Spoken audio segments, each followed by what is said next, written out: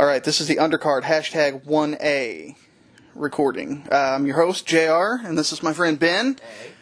So, what do you think about the possibility of Brock Lesnar making a comeback to the UFC? Well, I think the biggest hurdle for him is obviously the USADA testing. He did get the exemption for the Mark Hunt fight, but there was a lot of blowback for that. There was a huge amount of blowback, and didn't he test positive again after that? Didn't he test positive for WWE after that? I don't know if he did that. All I know, what did he test positive for? Like clomiphene or something? Clomiphene, like that? yeah, and there was a couple masking agents, if I recall correctly. And Mark Hunt was pissed, and he had Still pissed. every right to be. Still pissed. I think they're still in court over that. As they should be. Mark Hunt is one of those guys that's he's taken on a lot of either proven or suspected steroid users. And he fought in Japan for how long? And all those. I mean, look at Melvin Manhoff. Melvin Manhoff was not knocking dudes out at heavyweight. He not Diesel on something. No. That guy was stacked. And then he fought Crow Cop and He fought Vanderlei. He fought the who's who. Fedor. I mean, he fought a lot of big guys that were clearly on steroids in Japan and didn't say a damn word. Never complained about it once. But whenever everybody's getting tested and some people are getting away with it, that's the bullshit, too. Yeah. I mean, you can't blame him for that. Especially now with USADA testing, when you see guys getting popped left and right, you're seeing... Popped left and right for trifling shit, too. I mean, look at Chad Mendez is out for a skin cream. Chad Mendez, Hector Lombard, John Jones, all these guys are testing positive, and... It's really kind of calling into question some of their careers. Especially guys like Jones and Brock. And I understand why Brock did get that exemption, because it was a big event. It was UFC 200. It was the biggest event that they had up until that point. And he had an exemption before that, I think, because of the way they were put in and out of testing, because Ronda had the same exemption, too. For her fight against Amanda Nunes? For all of them. Really? The way that they can hide their fighters through the testing process, and they only chose to do it with two people. Which you'd think they would have done it with Jones, considering how often Jones was popping. You would have to think what I mean? That he would. I mean, just... John Jones is a very, very long history of making bad mistakes. Horrible decisions. The cocaine use, hitting the pregnant woman.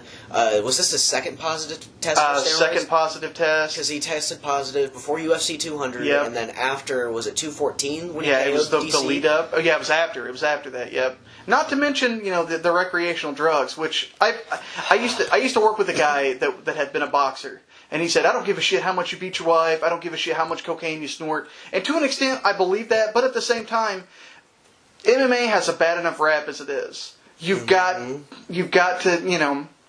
stick on that. Especially because if you watch the lower levels, the Bellators, in Japan, those people are getting away with a lot of shit. And those are the ones in particular right now. Yep. And those are the ones that people trot out anytime you want to shit on the UFC or fighters or fighting. The only thing they're on the UFC about right now is the profit sharing in the Ali Act. As soon as you get people testing positive for steroids and killing somebody in the cage or killing somebody outside the cage... All it takes is one. All it takes is one, and the whole house of cards comes tumbling down. Well, that was the big issue in the TRT era when Vitor was taking it. Yep, because he was killing people. He was kicking people's heads off. I just saw a gif of that the other day, and it looked like Luke Rockhold was not getting back up. I've never seen someone kicked like that before. It was worse than Ngannou knocking out over. It was bad. It was bad. And honestly, Luke Rockhold's been knocked out a few times, but you got to give his chin a little bit of credit for not going out right off the bat. And he didn't go right out. With Bisping, he didn't go. He was trying to get back up against Romero. So I mean, he's got a chin, but there are things you can't handle. That Bisping knockout, though, that was bad. That's really hard to recover from, especially after the way that you smashed him in your first fight. Mentally, he wasn't quite there. I think going up to 205 was his best call. I think you're right. He's been talking back and forth with Gustafsson about that, and I don't think that's a good idea. No, not a good idea with Gustafsson. I think he needs to take at least one tune-up fight, because that fight against David Branch, he looked like shit, too. He did. Branch just kind of fell apart at the end. Tagged him in the first round. Branch is a super underrated guy. Really underrated. It seems to me like he's got his problems are all mental as opposed to physical. But back to Brock. They're saying that Brock is going to wrestle at WrestleMania, and there's a possibility of him wanting to go back to the UFC. Does the UFC sign him strictly based on the fact that they don't have any more draws? Because Conor has been out for how long and is probably not coming back till September. Ronda's gone. they can't. They're trying to sell Cyborg on us. It's not happening. Well, GSP was only back for one fight, basically, because it doesn't seem like they're going to let him go back. What was he going to go back to 170? They didn't even really say what they were going to do. So they don't really have any big money stars right now. DC's not a big money draw. Even him versus Stipe, even though that's going to be a really good fight, it's not going to be a huge money draw, I don't think. Well, you take a look at the star power on the roster right now, and like you said, there's not a lot of stars right now, but there are a lot of guys that are up-and-comers. Darren Till is one of them. Darren Till, yeah. Wonder Boy is still a big name. Wonder Boy's still a big name. Whitaker's up there, Holloway, Ortega. They've got some guys right now that are really coming up in the ranks, and I think just holding out for a little bit longer without focusing so much about these money fights or creating all these interim belts, just give your stars time to develop. See, I don't even think it's giving them time to develop. I think it's developing them, because you're bought. The UFC is owned by a talent organization. Why are they not selling these people left and right? They had Ronda, who sold herself, Conor, who sells himself, Brock, who sells himself. And they expect everybody else to do that, but they don't give them any chance to. I mean, why are they not pushing these people? There are a lot of guys that they should be pushing right now. Mike Perry should have been pushed. Mike Perry should have been pushed for sure. I think the best example of a guy that should be pushed right now is Stipe, because he's a firefighter, he's blue collar. He's the all-American man. He's as American as he gets. When he knocked out Junior, Joe Rogan interviewed him and said, "What's next for you?" And he said he was going to remodel his kitchen. Yep, I mean, that's the everyman. That's what every guy wants to be. That's as blue collar as you can get, man. And that's, if you look at back in boxing history, that's really how they sold a lot of their heavyweights. When they sold the Cinderella Man, he was the Cinderella Man, but he was also working on the docks through the Depression. Yeah, they had Joe Louis, who was just go in, knock him out, and go home. I mean, that's how Stipe is. Exactly, and that's the thing. They could easily sell these guys with a big, broad audience if they would put them out there more, because this is the age of media saturation. How easy would it be to have them? I mean, you can't just say, "Oh, well, they're going to go do a radio show and they're going to go on local TV." No, you need to be putting these guys out there. They had Paige Van Zandt on Dancing with the Stars, for God's sake. Yeah, and that as bad of an idea as that is from a fighter standpoint, because all that does is put a bullseye on her back. Yeah. It was brilliant for her brand, and the UFC should be the ones selling that. They shouldn't be doing that, because the UFC is the promoter. They should be promoting these people, and then when they're all making money, nobody complains about the paychecks. Well, there's been a history of a few guys that they've kind of put their eggs in the basket. Recent example is Ngannou, because of his story. Grew up in Cameroon, was homeless in France like 5 years ago. Yep, not even that one. Doesn't even know anything about. He was a boxer. And then just burst onto the scene and started splattering people. Yep.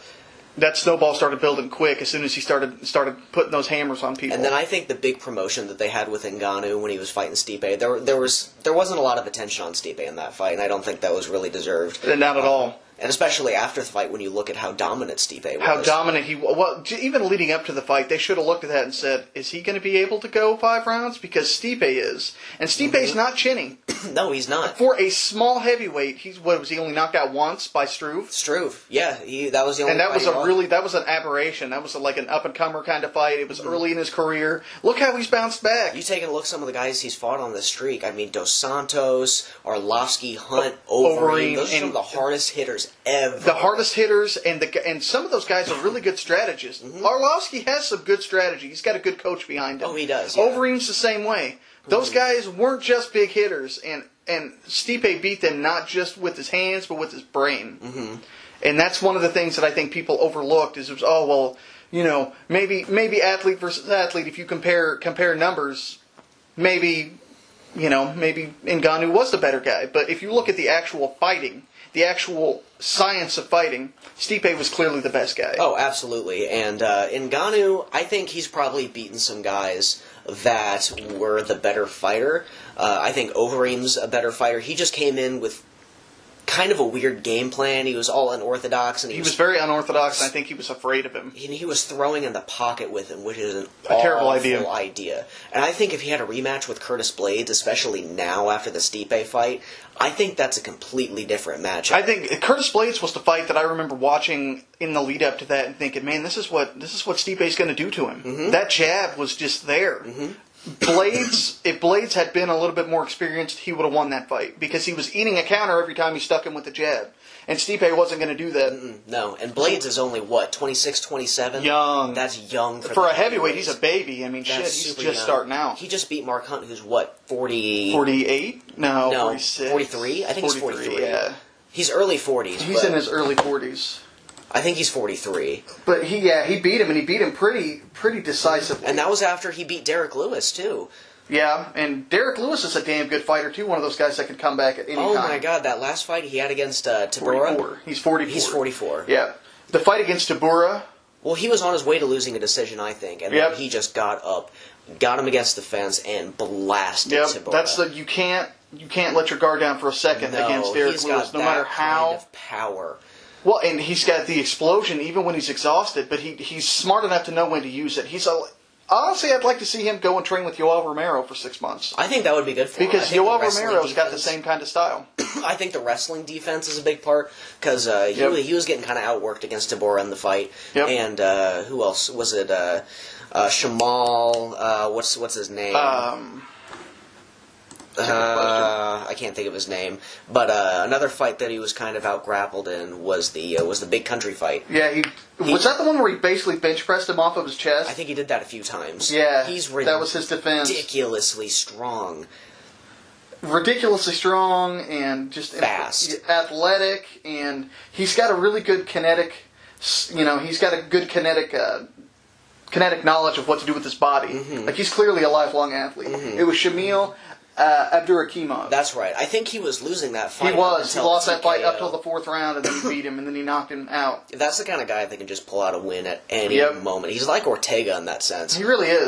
Sean Jordan was very similar. Sean Jordan did that against him because Derek Lewis was winning that fight, and Sean Jordan beat him up. Sean Jordan knocked him out with knocked him out in the second round with a hook kick. Yep. They should never have gotten rid of Sean Jordan. Sean Jordan was the kind of guy they could have built on too. That guy's an athlete. He knocked out Pat Barry, didn't he? He did. And he was a small guy too. He was 6 foot, 264, not a huge guy. Oh, just stocky as hell. Yep, though. He knocked out Pat Barry. He knocked out Mike Russo. Mike Russo's another guy. Russo's another guy. That's a tough guy to knock out. He really is. That Todd Duffy fight, dude. That was one of the biggest comebacks. Duffy ever. was hitting him with everything but the kitchen sink. Yep. And then you take a look at when he fought Verdum, and Verdum starched him in the first round. That shows something. A big deal. And that's one of the things I think people forget about striking is it's not just power. It's where you hit them, when you hit them, if they're expecting it, the way you set it up. There's just a lot to that. And I think Connor is...